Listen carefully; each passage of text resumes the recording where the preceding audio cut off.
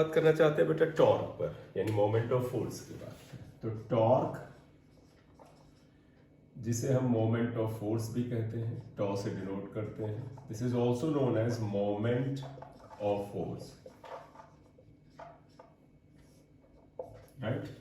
देखिए बेटा, फोर्स के दो प्रभाव होते हैं। अगर आप ध्यान से देखें तो किसी बॉडी पे अगर आप फोर्स लगाते हैं और फोर्स लगाने के बाद वो बॉडी और वो सिस्टम अगर अपनी पोजीशन से डिस्प्लेस होता है तो पता है बेटा, फोर्स और डिस्प्लेसमेंट के प्रोडक्ट से जो क्वांटिटी मिलती है उसे हम बोलते हैं work done.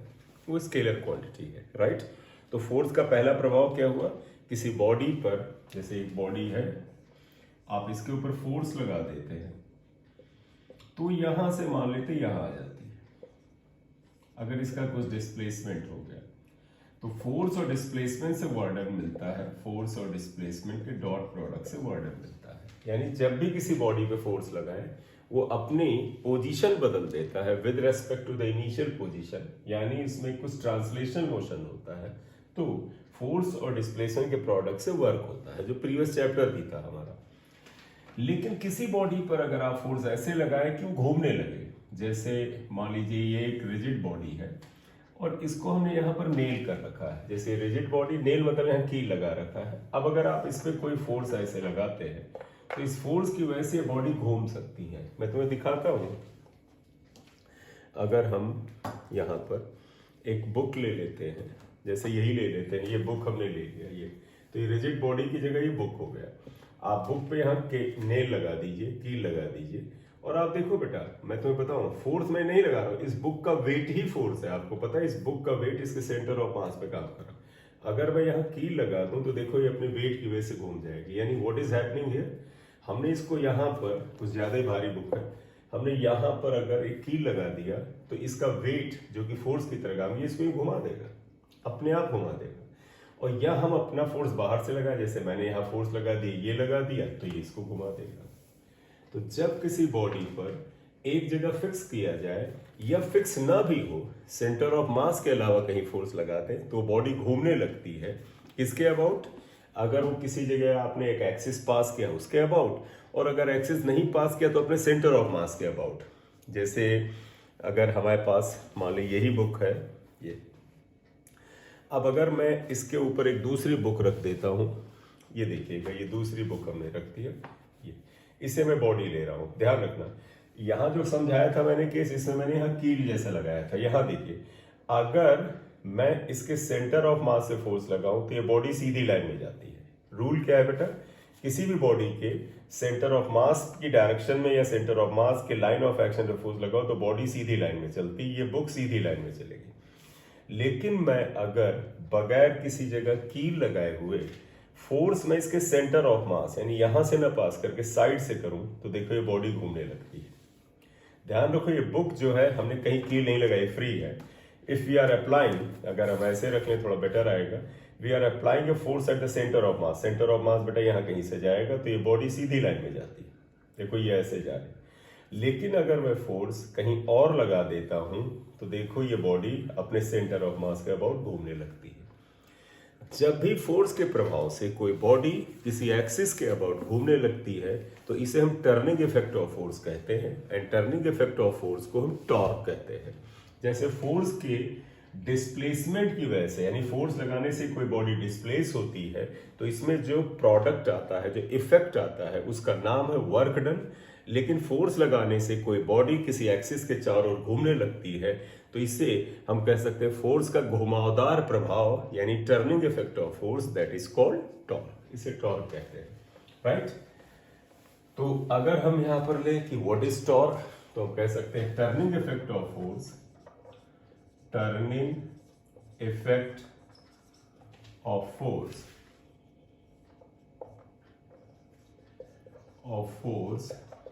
is called torque।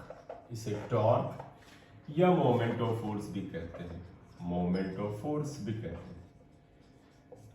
तो turning effect of force is called torque, ये आ गया।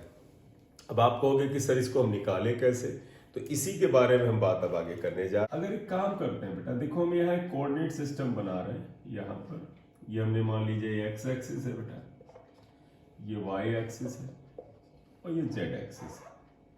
जेड एक्सिस के बारे में आपको अच्छे से पता है कि जेड एक्सिस ऐसे होता है, राइट। आप मान लें कि एक पार्टिकल इस जगह पर है, कोई पार्टिकल इस जगह है, और ध्यान रखना इसकी टेंडेंसी है कि इस एक्सिस के अबाउट घूम सकता है। आप ऐसे ही इमेजिन कर सकते हैं कि ये पार्टिकल पी, ये एक्सिस ध्यान रखिएगा, ये ओरिजिन जो है आप मान लें इस पे ये जेड एक्सिस है, ये ऐसे लगा है, और आप एक स्ट्रिंग से अगर इसे जोड़ दें, इमेजिन कर लीजिए कि एक पार्टिकल है, इसको हमने एक धागे से यहाँ जोड़ दिया, इस एक्सिस से जोड़ दिया, तो आपने धागे से ले जाके इसको ऐसे जोड़ दिया। तो सपोज यू हैव मेड या you have connected like this, right. तो O से इस पार्टिकल की डायरेक्शन P लिख दे, तो इसे तो पोजीशन वेक्टर कहते हैं, ये पोजीशन वेक्टर R आ जाएगा। OP is the position vector. एक फोर्स आप ऐसे लगा दो, मान लीजिए फोर्स इस तरह से काम कर रहा है कि ये इसके पोजीशन वेक्टर की जो लाइन है, देखो O से P को ज्वाइन करने वाली लाइन के साथ कोई एंगल थीटा बना रहा है। ये आप चाहे इस पोजीशन वेक्टर को आगे बढ़ा के इधर भी लिख सकते हैं, ये भी है, लेकिन चलेगा, अभी इतना रखिएगा। ये तो force F is applied in such a way that it makes some angle theta with the direction of position vector, इसे रेडियल वेक्टर भी कहते हैं। अब आप समझिएगा बेटा, तो पता है इस फोर्स का एक कंपोनेंट इस डायरेक्शन में इसके पैरेलल हो जाएगा, क्योंकि बेटा फोर्स का ये वाला कंपोनेंट इस डिस्टेंस के पैरेलल, इसे तो हम F पैरेलल लिख सकते हैं, ये F cos थीटा आएगा। और इस फोर्स का दूसरा परपेंडिकुलर कंपोनेंट ऐसे हो जाएगा, क्योंकि ये बेटा इसके परपेंडिकुलर है, इसलिए इसको हम परपेंडिकुलर या ट्रांसवर्स कंपोनेंट कहते हैं। FT का मतलब ट्रांसवर्स कंपोनेंट, ये F sin थीटा होगा, ठीक है। तो देखो F makes angle theta with position vector OP equal to R, इसके साथ एंगल थीटा बना रहा है। And F has two components, F के दो कंपोनेंट हैं बेटा, F has two components, number 1 and number 2। यहां पर आते हैं, पहला है बेटा पैरेलल कंपोनेंट, पैरेलल, इसे रेडियल भी कहते हैं। देखो इसे रेडियस के अलॉन्ग कैसे है, पैरेलल या रेडियल कंपोनेंट, पैरेलल या रेडियल ही लिख लेते हैं, R लिख लेते हैं रेडियल, और radial component, radial is much better, तो आप ये लिख दीजिएगा रेडियल। रेडियल क्यों, भी और एक्सप्लेन कर देंगे। कंपोनेंट, इसे FR लिख लेते हैं, F cos थीटा आएगा। And second is transverse component, इसे हम FT से लिख देते हैं, F sin थीटा आएगा, राइट। तो बेटा अगर आपसे पूछा जाए कि torque is the result of the radial component और ट्रांसवर्स कंपोनेंट, तो आप खुद देख लो बेटा, ये ट्रांसवर्स कंपोनेंट ही जो है पार्टिकल को घुमावदार प्रभाव दे सकता है, यानी torque is obtain due to the transverse component only. तो आप यहां क्या कहेंगे कि टॉर्क, या लिख दीजिए ऐसे, transverse component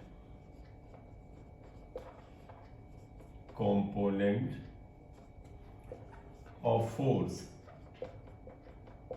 Ft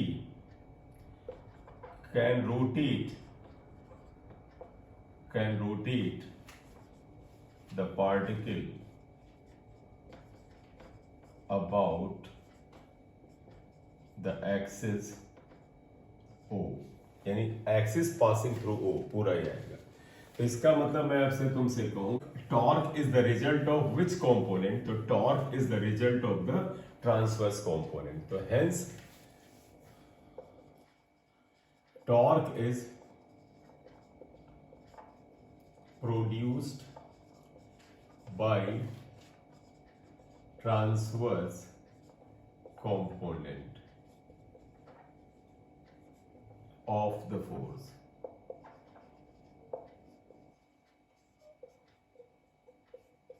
FT, right. तो देयरफॉर टॉर्क क्या हो गया, आप देखेंगे बेटा, टॉर्क टॉ इक्वल टू क्या हो जाएगा, transverse component into perpendicular distance. ये आपने पढ़ा भी होगा कि टॉर्क का डेफिनेशन क्या होता है, force into perpendicular distance which is perpendicular to the direction of force. आप देखो अगर ट्रांसवर्स कंपोनेंट ये है तो परपेंडिकुलर डिस्टेंस ये है एक्सिस ऑफ रोटेशन से, तो इसका मतलब टॉर्क को आप ले जाएंगे FT यानी F sine theta into perpendicular distance is R, ये तो इसलिए torque equal to F R sine theta हो, ये आ जाता है। ठीक, तो टॉर्क का एक तो आप सिंपल सा फॉर्मूला ध्यान रखिए, एफ आर साइन थीटा, ये मैग्नीट्यूड को बताएगा बेटा, आप देखें तो इसमें कोई एरो नहीं लगाया गया, ये आएगा। तो ये एक बात आ गई, ये क्वेश्चन 1 मान लो। अब तुम्हें पता है इन वेक्टर फॉर्म आपने डॉट प्रोडक्ट क्रॉस प्रोडक्ट पढ़ा है, जब साइन थीटा आता है तो कौन सा प्रोडक्ट है, क्रॉस प्रोडक्ट। तो टॉर्क इक्वल टू, ध्यान रखिएगा, आर क्रॉस एफ होता है, एफ क्रॉस आर नहीं, आर क्रॉस एफ। आपके नीट में इस साल भी इस पे सवाल था कि टॉर्क का मतलब टॉर्क पर ही इस फॉर्मूले का इस्तेमाल करना बताया गया था, ये आएगा। तो ध्यान रखिएगा टॉर्क को कई बार हम force into perpendicular distance, force into perpendicular distance याद रखते हैं, इसलिए यहां पर एफ पहले लिख देते हो, एफ क्रॉस आर लिख देते, नहीं बेटा आर क्रॉस एफ होता है। तुम कहोगे इसका मतलब torque is a vector quantity, yes बेटा टॉर्क वेक्टर क्वांटिटी है, ये एक एक्सियल वेक्टर है, रोटेशनल वेक्टर है, और इसकी डायरेक्शन जानते हो, ये पार्टिकल जिस एक्सिस के अबाउट, जैसे ये पार्टिकल ऐसे घूम रहा है तो ये इस एक्सिस के अबाउट घूम रहा है, तो टॉर्क की डायरेक्शन इस एक्सिस के अबाउट होगी। और तुम्हें हमने क्रॉस प्रोडक्ट में पढ़ाया था, फिर बता दें कि टॉर्क अगर पार्टिकल ऐसे घूम रहा है तो ये जो एक्सिस ऑफ रोटेशन इसके अबाउट टॉर्क होगा। अब ये बाहर होगा या अंदर होगा, that is given by right hand thumb rule. Right hand thumb rule क्या कहता है, जिस डायरेक्शन में पार्टिकल घूमने की टेंडेंसी रखता है उधर दाहिने हाथ की उंगलियों को घुमाओ, तो जिधर बेटा थंब होता है, ठेंगा होता है, in the direction of Thenga this vector will be, यानी रोटेशनल वेक्टर विल बी। तो रोटेशनल वेक्टर हमेशा ध्यान रखिएगा along the axis of rotation है, नंबर 1। नंबर 2, ये बाहर है या अंदर है, इसके लिए राइट हैंड थंब रूल लगाएंगे, जिधर ये घूमता है उधर दाहिने हाथ की उंगलियां घुमाइए, तो थंब की डायरेक्शन में यह वेक्टर होता है। ठीक है, तो torque is a vector quantity, is a vector quantity, ये एक वेक्टर क्वांटिटी है। आप इतना लिख लो बेटा, फिर इसमें थोड़ा सा ऐड करेंगे। तो टॉर्क का फार्मूला आर क्रॉस एफ आ गया, it is a vector quantity. और ये कौन सा वेक्टर है बेटा, ये रोटेशनल वेक्टर है, इसे हम एक्सियल वेक्टर है, सीडो वेक्टर भी कहते हैं। तो क्या आएगा, इट इज एन एक्सियल, बेटा ध्यान रखिएगा, एक्सियल और rotational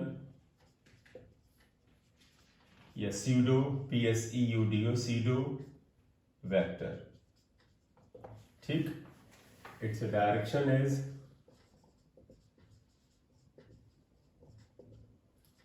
along the axis of rotation, along the axis of rotation, sense of direction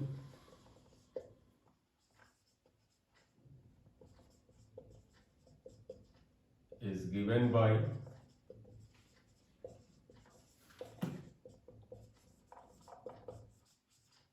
right hand thumb rule। सबको ध्यान है राइट हैंड थंब रूल क्या है, क्या है बेटा right hand thumb rule, keeping right hand fingers and thumb perpendicular like this, then rotating finger in the direction of the particle rotating, then thumb will be in the direction of this axial vector। तो इस diagram में अगर force F इधर है, इसका एक component ये है, एक ये है, और ये कंपोनेंट इसको इधर घुमाने की नियत रखता है, तो अगर ये इधर घूमेगा तो इसका मतलब टॉर्क बाहर है, और बाहर को हम प्लस लेते हैं, जैसे तुम्हें याद है दाहिनी तरफ प्लस, बाईं तरफ माइनस, ऊपर का प्लस नीचे का माइनस, वैसे आउटवर्ड का प्लस इनवर्ड का माइनस। तो इन दिस फिगर जो हमने शो किया है, टॉर्क इज आउटवर्ड्स, बाहर की ओर है। ठीक है, और इसलिए पॉजिटिव है, हेंस पॉजिटिव, क्योंकि हम आउटवर्ड को प्लस लेते हैं। तो इतना टॉर्क आया। अब हम इसको सॉल्व भी करना चाहते हैं, आप इतना लिख लिए हो, तो अब हम ये जो 2 नंबर वेक्टर है इसमें r और f की वैल्यू देखना चाहते हैं। देखिएगा, if r equal to dxi cap dy j cap plus dz k cap r, ये जो वेक्टर r है इसके अगर हम ये कॉम्पोनेंट मान लीजिए, and f equal to fxi fyj plus F Z K cap, अगर ये है तो आप ध्यान रखिएगा आर और एफ की वैल्यूज पता चल गई, तो क्रॉस प्रोडक्ट लिखना है, तो देयरफॉर आप बताइएगा क्रॉस प्रोडक्ट में तुम्हें डिटरमिनेंट बनाना आता ही होगा, फिर भी हम बना रहे हैं यहाँ पर, आप देखिएगा यहाँ पर। तो देयरफॉर अगर हम यहाँ पर लेते हैं torque equal to R cross F, ये आया। और अगर आप इसे लिखना चाहते हैं, देखो बेटा पहला वेक्टर पहले लिखते हैं, तो पहले तो ये लिखते हैं आई कैप जे कैप और के कैप, हम ऐसे ही सीधे लिख लेते हैं। इसके बाद बेटा क्या फर्स्ट वेक्टर को लिखते हैं, फर्स्ट वेक्टर मतलब आर मतलब D X D Y D Z, इसके नीचे लिखा जाता है D X D Y D Z, और एफ की ये वैल्यूज ये और ये, तो F X F Y F Z, यह है। आपको डिटरमिनेंट सॉल्व करना आता है, आप जरा डिटरमिनेंट को सॉल्व किया जाता है यहाँ पर, ठीक है बेटा, देखिएगा कैसे। इतना लिख लिया हो तो बेटा सॉल्व करें डिटरमिनेंट को, ऊपर स्पेस लेते हैं वहीं पर करते हैं।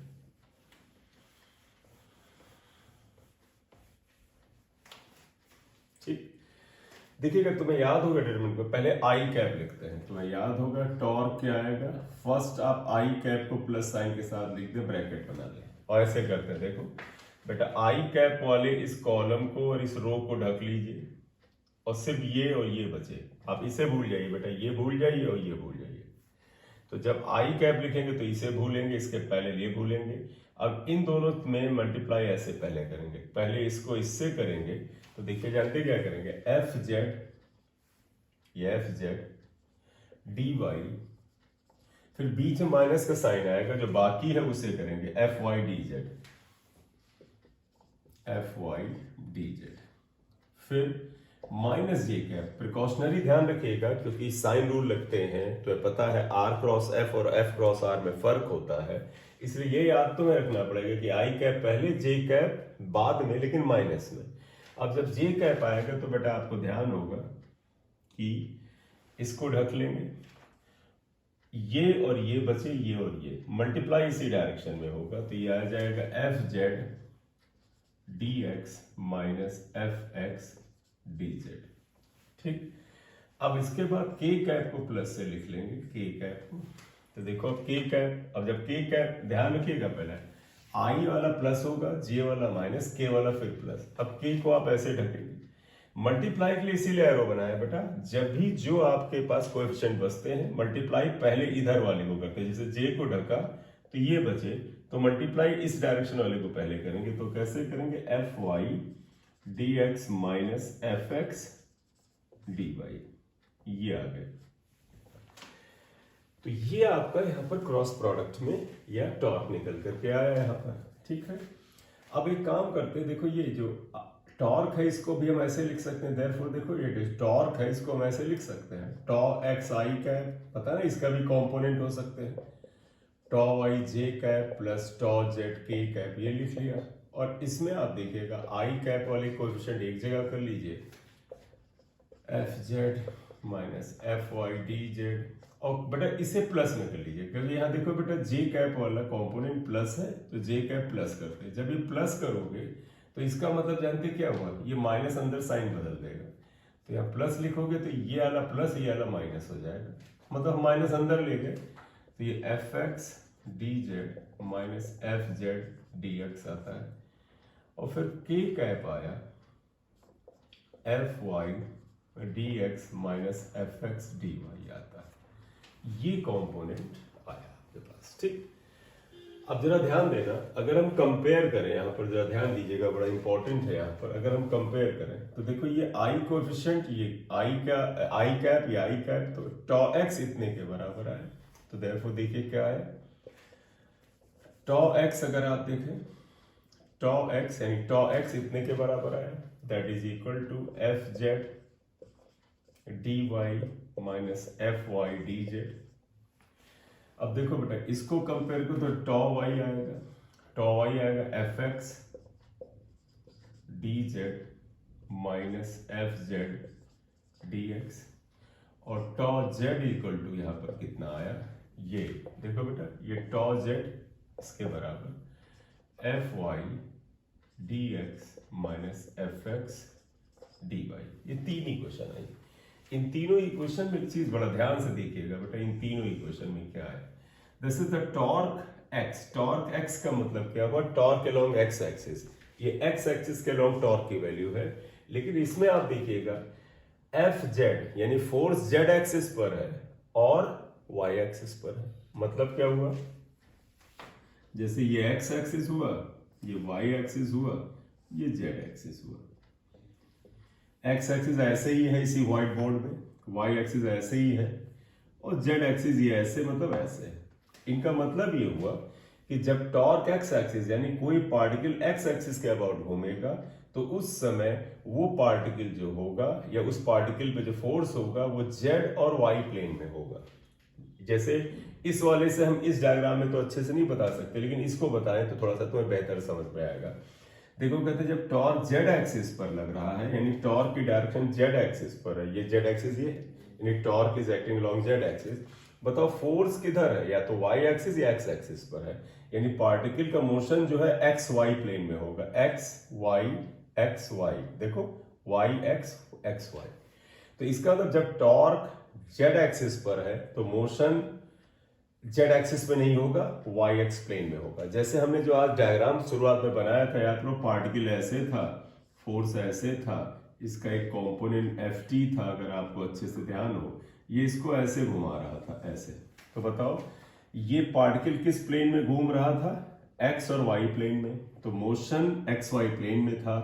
फोर्स भी ये देखो बेटा, ये फोर्स किस में थे, इसी प्लेन में थे। तो जब फोर्स एक्स वाई प्लेन में है, एक्स और वाई प्लेन में है, तो पार्टिकल एक्स वाई प्लेन में घूमता है। लेकिन तुम्हें अच्छे से याद है टॉर्क की डायरेक्शन ये आई थी एक्सेल वेक्टर। तो बड़े ध्यान से सुन लो, जिस डायरेक्शन में टॉर्क होता है पार्टिकल का मोशन जो होता है उसके अलावा दूसरे प्लेन में होता है। जैसे यहां पर टॉर्क जेड एक्सिस पर है तो motion in Y X plane, यहां टॉर्क एक्स एक्सिस पर है तो मोशन वाई जेड प्लेन में है, वाई एक्सिस पे टॉर्क है तो मोशन एक्स और जेड प्लेन में है। तो यहां पे ध्यान रखिएगा क्या है, torque X is not equal to zero अगर if motion is in Y Z plane. अगर वाई जेड प्लेन में है तो देखिएगा बेटा, tau X not equal to zero, tau X zero नहीं है, लेकिन इस केस में टॉ वाई और टॉ जेड यानी वाई और जेड एक्सिस पे टॉर्क क्या है, जीरो है। तो ध्यान रखिएगा बेटा, जिस प्लेन में मोशन होता है उसमें टॉर्क जीरो होता है। वाई जेड प्लेन में मोशन तो वाई जेड टॉर्क जीरो ये आएगा। जरा यहां देखिए, मोशन इज इन किस प्लेन में है, देखो बेटा एक्स और जेड, एक्स जेड प्लेन में है। तो यहां बताइएगा टॉ वाई जीरो, मतलब एक्स जेड वाला टॉर्क जीरो है, लेकिन टॉ वाई जीरो नहीं है, लेकिन टॉ एक्स और टॉ जेड जीरो है। ठीक, इस पे सवाल हो सकते हैं बड़े क्लियर कट बेटा। और इसमें देखिएगा मोशन इज इन किस प्लेन में है, एक्स वाई प्लेन। अगर मोशन एक्स वाई प्लेन में है देन तो क्या निकला बेटा, देखो एक्स वाई प्लेन के टॉर्क जीरो होंगे, टॉ एक्स और टॉ वाई तो जीरो होंगे, लेकिन टॉ जेड जीरो नहीं होगा। देखो टॉ जेड जीरो नहीं, इसकी कुछ वैल्यू है, ये ध्यान रख लो, ये बड़ा इंपॉर्टेंट है आपके लिए। ठीक है, तो इसे जरा से एक सेकंड लिख लीजिए, फिर इसमें चीजें आगे बढ़ाते हैं। एक बार स्क्रीनशॉट ले लें, एक बार लेक्चर को फिर से देख लीजिएगा और समझ लीजिएगा कि एक्चुअली हम टॉर्क में ध्यान देना बेटा, बहुत ज्यादा इसके ऊपर इस ढंग से मत फोकस करना कि आपको इसमें याद करने जैसी स्थिति आए, केवल और केवल समझने की कोशिश करना। या तो न्यूमेरिकल आएगा या क्या आएगा, या फिर आप यहाँ पर पाओगे कि या तो न्यूमेरिकल आएगा या फिर ये आएगा कि टॉर्क कैसे पैदा होता है ट्रांसवर्स कंपोनेंट ऑफ फोर्स से, या यहां से आया कि मोशन अगर वाई जेड प्लेन में है तो वाई और जेड प्लेन के टॉर्क जीरो होंगे लेकिन एक्स के जीरो नहीं होंगे, यानी जिस प्लेन में मोशन होता है उसमें टॉर्क नहीं होता है, उसके परपेंडिकुलर टॉर्क होता है। जैसे यहाँ एक्स वाई प्लेन में ये मोशन है तो टॉर्क इसके परपेंडिकुलर जेड में है, एक्स और वाई में नहीं है। ठीक है, इतना आया। अब एक छोटा सा जैसे एक क्वेश्चन हम ले लेते हैं, if F equal to 3i cap plus 4j cap plus 2k cap and position vector is I cap plus 2j cap minus 3k cap, then find out torque. आपको टॉर्क बताना है। सोल्यूशन में अगर आप आए तो बड़ा सिंपल सा है, तो पता है पोजीशन वेक्टर आर है I plus 2j minus 3k, and force की वैल्यू अगर आप देखें तो 3I cap plus 4j cap plus 2k cap है ये। Therefore torque is equal to, तुम्हें पता है R क्रॉस F होता है। फिर ध्यान रखिएगा F क्रॉस R नहीं लिख सकते, R क्रॉस F ही लिखेंगे, राइट, क्योंकि यही इसकी वैल्यू होती है। क्लियर, इतना है। तो अगर टॉर्क R क्रॉस F आ गया तो देखिए रूल क्या है, डिटरमिनेंट बनाइए। R के कंपोनेंट ये हैं बेटा, देखो ये यानी 1 2 माइनस 3, फिर F के कंपोनेंट है 3 4 2, यह है। सॉल्व करिए। सॉल्व करने में तुम्हें याद है पहले I का कोएफिशिएंट लेते हैं ये, इसे भूल जाइए, इसे मल्टीप्लाई करिए, फिर माइनस जे कैप याद होगा, इसमें ये लिया, इसको मल्टीप्लाई करिए 1 and 2 को, 1 into 2 माइनस 3 into माइनस 3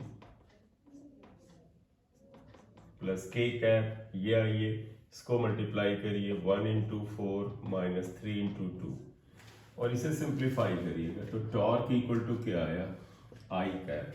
देखो 2 2 जब 4, माइनस माइनस प्लस हो गया, तो 4 प्लस क्या हुआ, 4 के 12 और 4 16 आ गया, माइनस जे कैप 1 into 2 बेटा ये 2 हो गया, 3 3 9 प्लस 9 11, तो बेटा देखो ये प्लस हो गया 11 2 सॉरी 9 2 11, और यहाँ प्लस प्लस के कैप आ गया ये, तो ये 4 आ गया, और यहाँ पर माइनस 6 हो गया, तो 4 माइनस 6 यहीं पर सीधे कर ले माइनस 2, तो इसलिए टॉर्क इक्वल टू यहाँ पर क्या आया, torque equal to 16I cap minus 11j cap minus 2k cap, ये टॉर्क आया। ठीक, अगर I cap J cap K cap में वैल्यू करें तो आंसर आ गया है, लेकिन अगर मैग्नीट्यूड पूछें तो आप अगर इतना लिख लिया हो, आपने स्क्रीनशॉट ले लें तो मैग्नीट्यूड निकाल देते हैं। मैग्नीट्यूड क्या है, तो देखिएगा मैग्नीट्यूड अगर आप निकालते हैं तो ये तो वेक्टर में आप अच्छे से पढ़ चुके हैं, टॉर्क का मैग्नीट्यूड क्या होता है, अंडर रूट। देखो I का कोएफिशिएंट 16 है, इसका स्क्वायर 11 का स्क्वायर माइनस 2 का स्क्वायर, जो भी है सॉल्व करें। 16 का स्क्वायर कितना होता है बेटा, 256, 256 प्लस 11 121 प्लस 4, तो टॉर्क इक्वल टू क्या है, जरा सॉल्व करिएगा।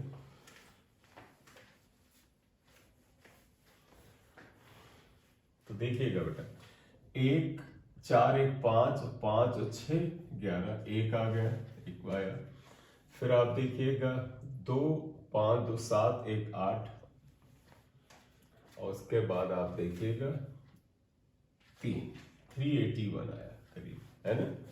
अब जो भी इसकी वैल्यू है आप उसे निकाल लीजिएगा, ठीक है। तो अंडर रूट 381 कितना होता है, टॉर्क के 19 पॉइंट समथिंग आ जाएगा, सॉल्व कर लीजिएगा, ठीक है बेटा, कर लें 19 पॉइंट समथिंग आएगा, थोड़ा सबसे बड़ा ही आएगा, ये आप इसे सॉल्व कर लेंगे तो ये आ गया कि how to get the value of torque. Thank you बेटा। मैं तो ये कहूँगा कि आप अपने जानने वाले स्टूडेंट्स जो हैं, आपके फ्रेंड हों, जो लोग ऑनलाइन क्लासेस करने में इंटरेस्टेड हों, उनको चैनल सब्सक्राइब करने के लिए कहें, और आप जब वीडियो देखें तो उसके साथ लाइक भी कर दिया करेंगे। Thank you.